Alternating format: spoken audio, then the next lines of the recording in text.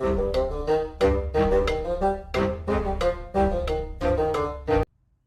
and join the Resistance. Yes, that's right, we are doing a quick first impressions and gameplay video for Sniper Elite Resistance. Hello and welcome to the Critically Curious. I'm a Monk, and yeah, today we are in Sniper Elite. Now, it's been a while since we played this game. Of course, there was a game that released last year, and so I thought it'd be fitting to cover this one too. Now, I am actually a big fan of Sniper Elite.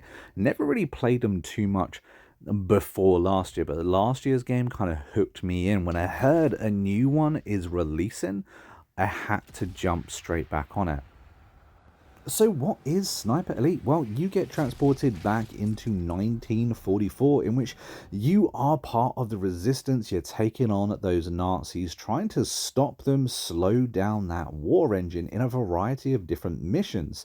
Now, there are 8 basic first player missions. They are also co-op missions, and you can also do PvP as well, in which you'll have an enemy sniper spawn into your world in order to try and stop and slow you down. That can be annoying. It's a feature I believe you can turn off though, but I actually think it's bloody brilliant. Basically, if you become a git, the Nazis call someone in to handle you. Now, this game is available on the Xbox, the PlayStation, and the PC, so no matter what platform you're playing on, you've got a good chance of being able to play this. Now, for anyone who's ever played a Sniper Elite game before, expect more of the same. This is essentially what this game is. It's what the franchise is good at, only this time round, it looks better in my opinion. Now, if you've never played Sniper Elite, well, it says it in the name. You are an elite sniper. It plays very much like an old-fashioned Hitman game, though. So if you've ever played the Hitman games, you kind of know what to expect here. You are spawned into a world in which you can explore and try and complete the missions. You'll get a variety of different objectives that you need to try and complete. And you have to find a way in order to complete them. Now, I must stress, you don't have to do it in any particular way. There are lots of different ways you can complete each and every mission, which I think is brilliant. And as you just saw there, when you use your sniper rifle or even your pistol and you make a pretty decent shot, you have the ability to have that camera zoom in on your shot. You can see exactly whether you've hit the cranium, hit an intestine, or even a testy shot. You're going to have to forgive my absolutely awful shooting there.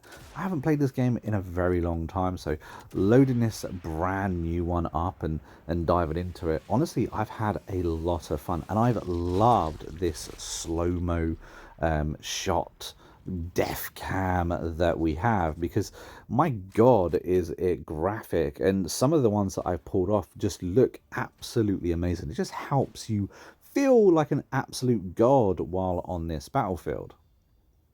Combat does operate really well. You are, as I said, spawned in. You can kind of examine your map. You've got your map, you've got your intel. You already have a sniper rifle, a submachine gun, a pistol, some meds, some explosives sometimes. So you've got loads of things that you're able to use at your fingertips in order to get that job done. But on top of that, you can run around this open world map. I say open world, there are certain which ways the game wants you to go, and it will close off certain sections so you can't access them unless you hit A and B and C, for instance.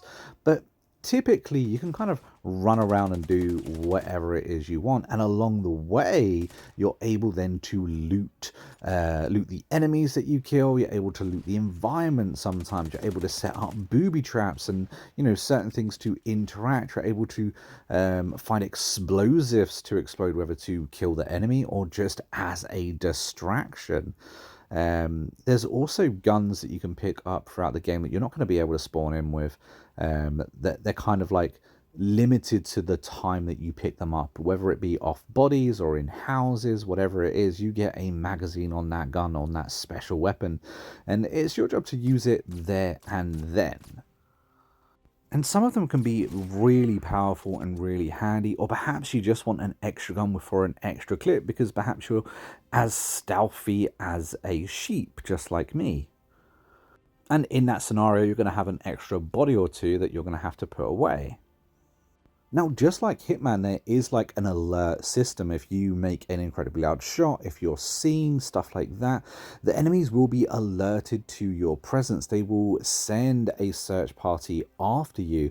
It can be yellow, it can be red, whether they're actively hunting, whether they're suspicious, those kind of things. It's all very familiar mechanics, which I kind of like because it means that I could pick it up and I relatively know what to expect from the get-go. Another thing that I've discovered is that it's very much like Sniper Elite 5, the last one that came out, I believe. You're able to upgrade your weapons at workbenches. Workbenches are still really important to discover in this game.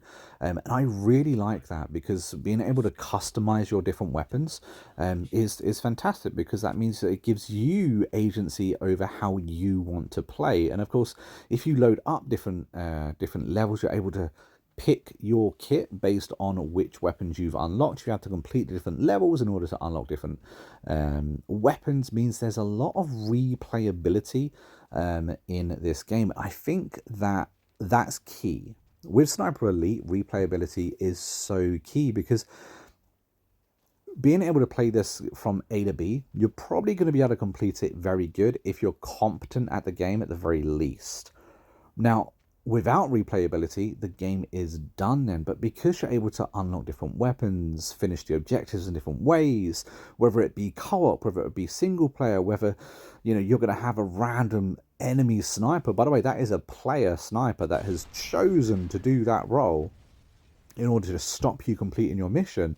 It just adds so many more layers, and because of that, that means that there's lots of replayability. These worlds are also pretty massive. These levels are pretty big. They're very detailed. They're certainly not one-dimensional. There's got lots of different layers to them, and yeah, I've really enjoyed this. Not only that, but there's also a leveling system in your character. So the more XP you kind of like find or get through completing objectives, completing levels, killing the Nazis, you're able then to use that experience to buy different perks, whether that be, being able to carry more items or have bigger health slot, those sort of things. And again, I really like that, and I think there's different ways you're going to be able to build your characters up too. Now, obviously, this is an uncut, unedited, gameplay of this game, so you can see exactly what you're going to get. As clunky as it may seem, it is a console game, and with console games, you get a little bit of clunk. I quite like it, though. I think it handled pretty well. I've had an incident or two with some weapons where I wasn't quite sure how to look down the sights, for instance. Wasn't quite familiar with the controls, but I think the more I play, the more I'm going to get used to them, the better I'm going to get, the more smooth my actions are going to become. Also, pleasantly surprising, this game is on Game Pass day one. So if you have Game Pass, you're able to download it and pick it up and play. It is a lot of fun, especially if you've got friends that are playing this as well. I'd highly recommend playing this in co-op mode. I think another thing is that I'm playing this on day one.